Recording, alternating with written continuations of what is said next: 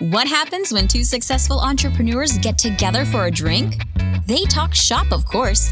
So grab your favorite cocktail and sit alongside Scott DeLong and Vince Moiso, two seasoned business leaders that have driven their own companies to success, as they share from their experience and dive deep into the secret sauce that can turn a company around. The CEO Podcast starts now. Hi, I'm Scott DeLong. This is Vince Moiso. We're at the CEO Podcast.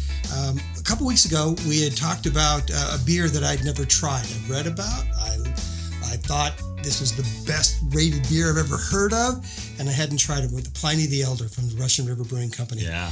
And I was a little bit jealous that you knew it and you were drinking it already and all of that. So I had to run out and get some. So by the end of the podcast today, we're going to talk about the rating and how we rate it versus the brewmasters. Well, I know you already had some, and I know it went down smooth. So. Yeah, it went down smooth. We had a few technical issues going on here. It took a couple extra beers to get started.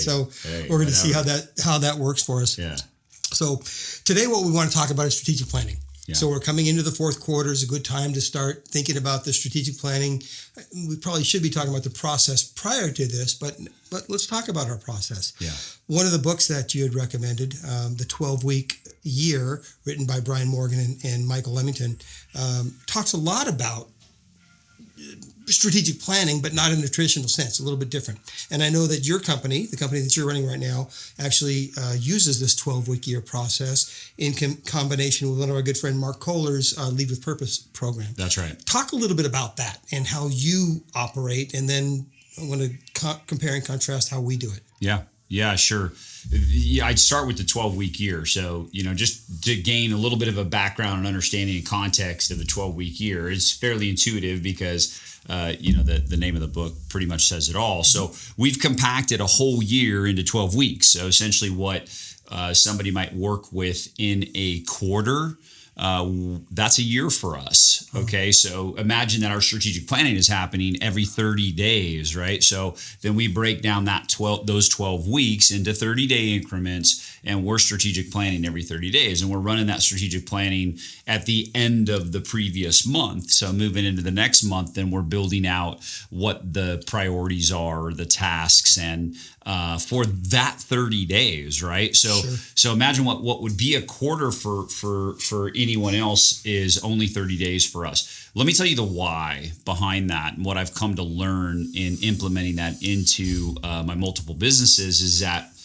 that psychologically speaking, people in general just have a hard time retaining long-term information. Like, we're not built as human beings to really think long-term. That's why they really struggle to save money over time. So like the whole thought of retirement and saving for retirement, there just aren't a lot of people that can do that because we are built for instant gratification. It's that survival mechanism, right? So really, when you think about it, you start to break it down for business. When you plan for 5 years, it's really hard to get your team to connect to that. When you plan for 3 years, it's still challenging. And even when you plan for a year and you say, hey, I forecasted and this is what I'm going to do for this year, no surprise that teams oftentimes struggle to connect with that. That's why I love the 12-week year so much, because essentially what you're doing is you're saying, hey, I'm going to give it to you in bite-sized chunks. And I know that that's going to give you clearer direction in a shorter amount of time for you to execute on the plan. Does that make sense? Here's my first debate, and that is that absolutely the manager level, supervisors, line workers, they are day-to-day executors. They are the people that get the thing done. They do the thing that we're supposed to be doing. But those of us in the executive level should be able to think out and plan longer, right? That's how we get promoted to where we got promoted to in the first place. Sure. Is because we think more strategically. So you said something that was really important. I give it to you 12 weeks at a time. Great. But what I like to do, and especially at the level the folks that we deal with a lot, right? In the consulting business that you do, and the work that I do, that's at the executive level, and that's where I think one of the things that the 12-week year talks about is throw away the annual plan. I absolutely disagree with that. I like the annual plan. This whole 12-week and the rest of the 12-week year, I like a lot. I like the execution portion of that. But my issue is that we need to think long term. In fact, the 12-year even talks about that. You start with the vision. Back to the Stephen Covey, begin with the end in mind, right? Of course. At the executive level and at this group that's doing the strategic planning, we start with the vision. Who do we want to be when we grow up? Yeah. What do we want to be out here? A vision is something that has not yet been realized. That's great. And can the line workers understand all that? Maybe not. Okay, got that. But the people that are hiring executives should be able to. So I don't want to throw away the annual strategic plan for that reason. Now, that doesn't mean I'm not going to do it more frequently. So we do quarterly, not monthly, as within your organization. So that's a little bit different. Well, but that's my debate. So, this is the part I like to get into. Okay. Well, I'm not going to debate you because I don't disagree, and so the we don't follow the 12-week year to a T. And what I'm a believer in, and I can tell you what we've implemented within our business is we've taken a couple of different strategic planning processes and systems, and we've brought them all together. So we've taken the essence of each one of them and brought them all together. So to create your own instead of just following somebody's. So we even follow, as you know, we utilize CEO Coaching International. You know, we have a coach, and I think it's important for every business to have a coach. And we follow Mark Moses' model. And if you read that book, Make Big Happen, he's got a great. It's like he follows that Stephen Covey model, which is begin with the end in mind. He likes to start with a blank whiteboard, and if you got a blank whiteboard, and what would your business look like if it was ideal? What would your organizational structure look like? Would you have the same people in place? Would you be doing the same things? Would you change things? What would you change? What works? What doesn't work? And so we do that, by the way. So we don't throw out the annual plan. So even though Brian Moran is talking about, hey, throw out that annual plan and just focus on 12 weeks, we do that.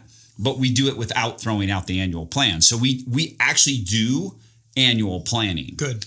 So at the end of the year, it's a little bit of a look back where we're saying what worked, what didn't work, right? And what do we want for the next year, and what does that look like? And we call them HOTS, our huge outrageous targets, which is taken from Mark Moses' planning.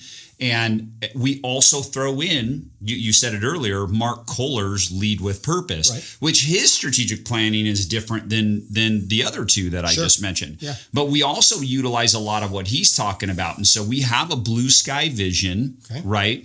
And we also have that annual goal that's up there for everybody to see. So the biggest thing that we utilize with the Lead with Purpose platform is that online platform where all of the priorities are housed. So when we do our 30-day planning, all those priorities go up there for that month, and you can actually see it. So it's got different ways you can view it. So you can view it quarterly, or you can view the most current. And so it's great for us, the way that we work and in terms of pulling together those three processes, making the best out of what we like out of those three, allows us with that particular online platform to put everything there for the entire team to see and execute on. All right, great.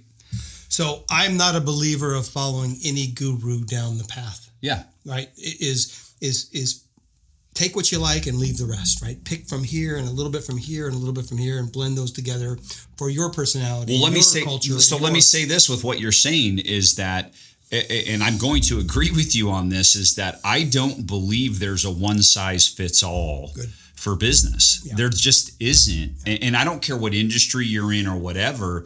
The reality is you have to take components of what works best for you in the business and the people that are within the business. And the people that are within the business. That's exactly Great right. line. Yeah. Exactly. And you've said it. It's all about practice and execution. So you can put, and I've found that, a lot of strategic planning is great in theory. So I've said this before, and I even I've spoken on this before, and I think that most small businesses don't have a problem with planning. Most of them do plan. Right. They have a problem with execution. Sure. So that's one thing so there's some blanket statements that are made in the book that I can argue with, and others that I can agree with. Mm-hmm. And one of the things that he says is that most plans have an unspoken goal of making it a good plan. Fuck cares about that? Great. It looks good on paper. Let's move. Let's go on to the next thing. Yeah. We had our 3-day off, and now let's go back and tell everybody how brilliant we are. Yeah, that's bullshit. Sorry, it's just bullshit. So the planning process is important, and frankly, there's lots of ways of doing it. We have a particular method that we use, very systematic, very process oriented, and it gets the job done. Yeah. And none of it matters if we don't follow through, if we don't execute. Yeah, absolutely. Right? So the strategic planning process is not done when our 3 days in the woods is done. It's just not. No, so there's a communication process. There's a make sure the people understand it process. Then there's a let's get it done process that goes through it. And that's where the 12-week year makes a lot of sense.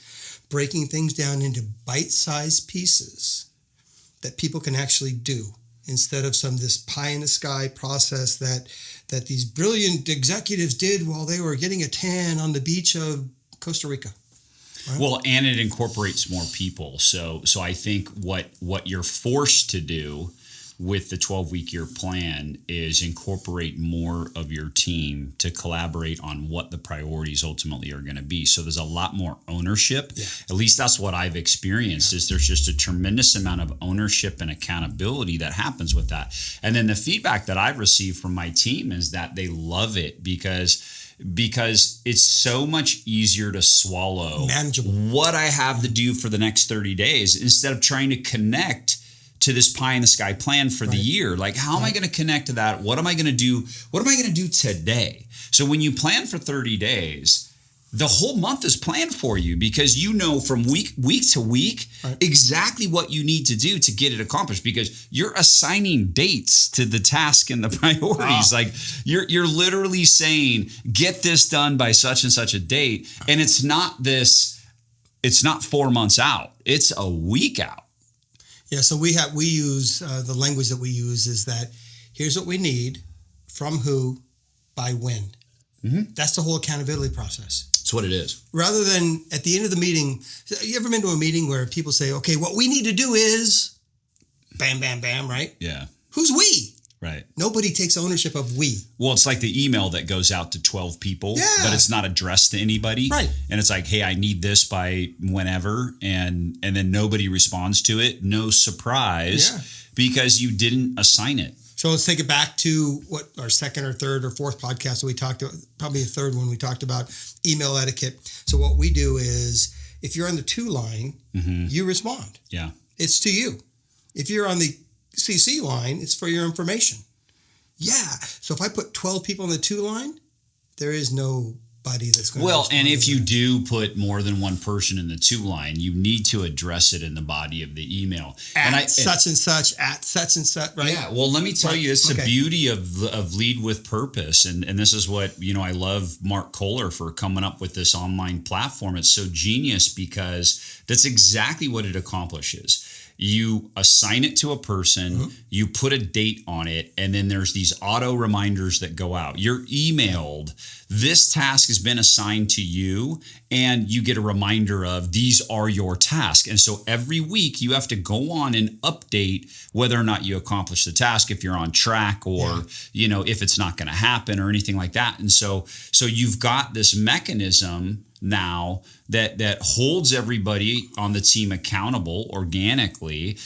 In addition, though, it's what do people want? Scott, you and I have talked about this. Ultimately, what do employees want in a business? They want clear direction. The expectations. They want to know, what am I expected to do? What am I supposed to do? And they want that to be clear. My role and responsibility is this, and they want to be clear about it. They want to do a great job. They want to do well.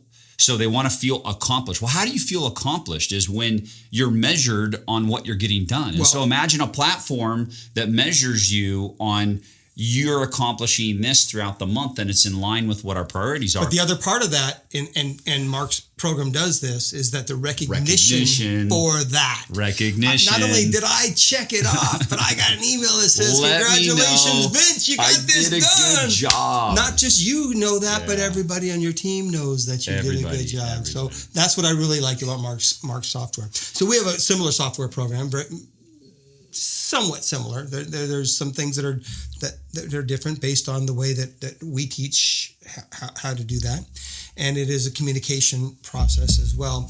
And the thing that we do is we let folks know that, hey, it's time to update your plan. Yeah.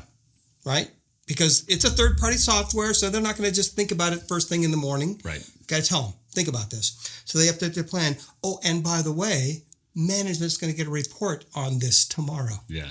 Right, 24 hours later, management gets a report saying who's behind schedule, who's way behind schedule, and who's killing it.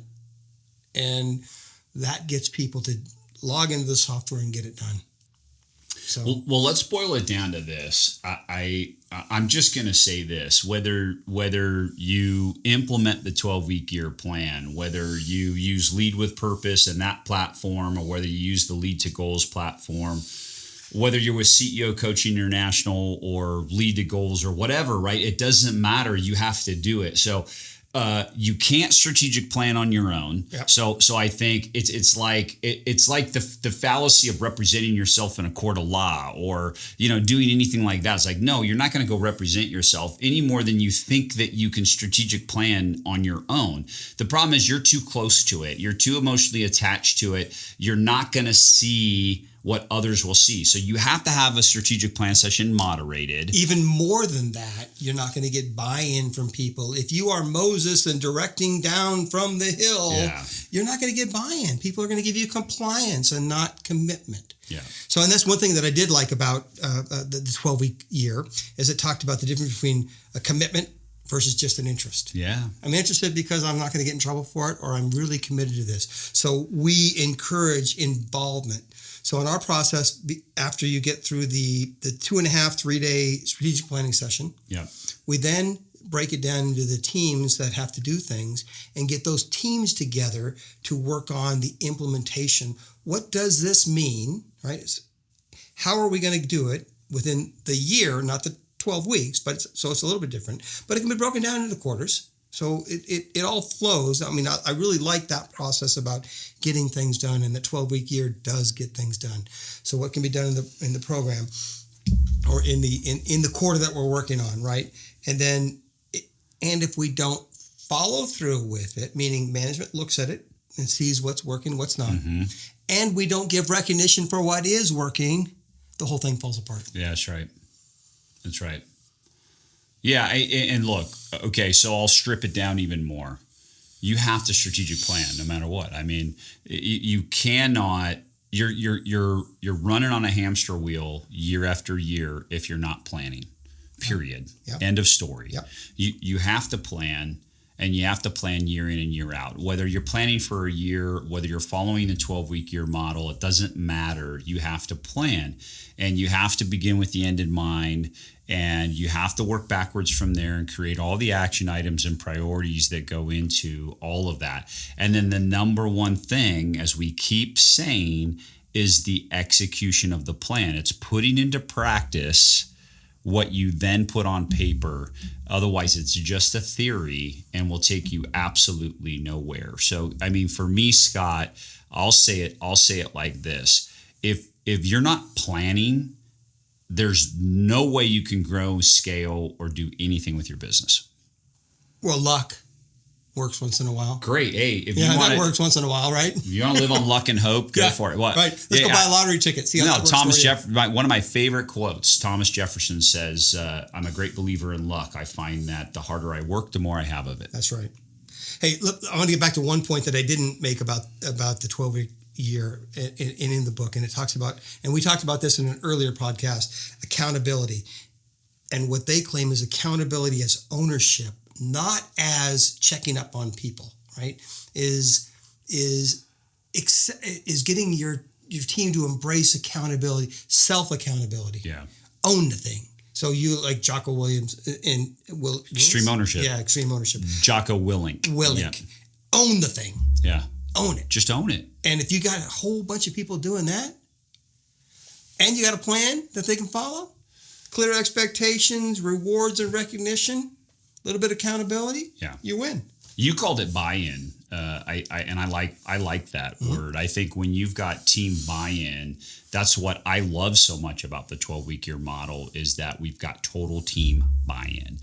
That creates that accountability that you just described. And then the problem with that on its own, left to its own accord, accountability only goes so far with your team. That's the beauty of the Lead with Purpose platform, is that's true accountability because you actually have to measure it. You have to track it. You've got this metric now that holds you accountable on your own, whether you want to be or not. Yeah. So our program is not very similar. Similar in that we have a RAG status, red, amber, green, which is a project management kind of term, saying the RAG status, and says so powerful. And it measures things that say, here's what I'm expecting to do, here's what I'm expecting to do it by, how far I've gotten through. Now, our platform doesn't stop people from lying about what they've done. Yeah, we don't know that, but some sort of a platform, some sort of a measurement tool, so that management can look at it and say, hey, what's up? And honestly, not micromanaging, but hey, what's up? I see this is yellow. Oh, I just didn't get to it. Or no, we need you to because I count on that, right? Mm-hmm. So management's responsibility is to make sure that you're following up on the things that you say you're going to follow up on as well. Can't just give you all the tasks and say, do them. Yeah. Because I'm going on vacation. Yeah. Right? I got to follow up. I got to do my part too. And part of my part is doing my thing, but also checking up and saying, where can I help you? Yeah. What do you need? What are we missing? How can I help? That's our job as leaders. I totally agree. Well, we want to hear from you. We'd love to get feedback on this. This is a great topic. And so what are you doing to plan, and what works, what doesn't work, and what resonates with you here? We mentioned a lot of books during this conversation, by the way, so I'd be remiss without just giving that to you. So 12-Week Year, of course, by Brian Moran, and then Leading with Purpose by Mark Kohler. We also mentioned Mark Moses and Make Big Happen. We talked about The 7 Habits for Highly Successful People by Stephen Covey. Extreme Ownership. And then Extreme Ownership by Jocko Willink. And I think you could read all of these books and, take a piece of each that could work for your strategic planning process and implement that into your business. So Scott, so here's an idea before we finish up. Here's an idea that I want to talk about, is that you can't just read a book and be an expert. No. We talked about this prior to starting this, right? No. So what does it take? All right, get some knowledge, bounce it against the wall, and practice. Practice. I want to do a whole podcast just on that process. Yeah. How do adults learn? Yeah. Practice. Yeah, let's do that. Oh, let's get back to the beer. All right. This was good. Pliny the Elder, Russian River Brewing Company. It gets all the recognition in the world. Light. Still an IPA, so I could tell it's an IPA, but it didn't have that heavy aftertaste that most IPAs have. No, they've knocked it down. They've done, they got the right amount of citrus in there. You can't taste the citrus whatsoever, but they've knocked down that hoppy aftertaste, and that's what makes Pliny so great. Pliny the Elder. They have the younger Blind Pig, Russian River. I haven't tried the younger either. Yeah. So it's all good. By the way, they make excellent beers, and many people have tried to duplicate Pliny the Elder, and haven't really been all that successful. And there's a lot of great IPAs out there, and still I think Pliny the Elder holds out there as one of the best. Now you might argue that, and I welcome the arguments, but I would tell you, as far as all the IPAs that I've had, Pliny the Elder is still the top. Well, so we're having a taste test, this versus this, which we might get some flights going one day. Yeah, little flight. I will tell you, this is the only beer I drank today, and I liked it. Yeah. It made it probably made the podcast go a little bit better too. We started off a little tense with the technical issues. And so it worked out. There we go. Cheers to that. All right. Hey, let us know what you think. Come back and tell us again. Thank you. See you next time. Thank you for joining us for the CEO Podcast. To learn more about Scott and Vince, please visit theceopodcast.net and check out the calendar to tune in for our next episode. While on the site, you can also listen to past episodes, access additional content created for our listeners, and if you would like to dive deeper into any topic, there is an option to schedule some time with Scott or Vince. Thanks for listening.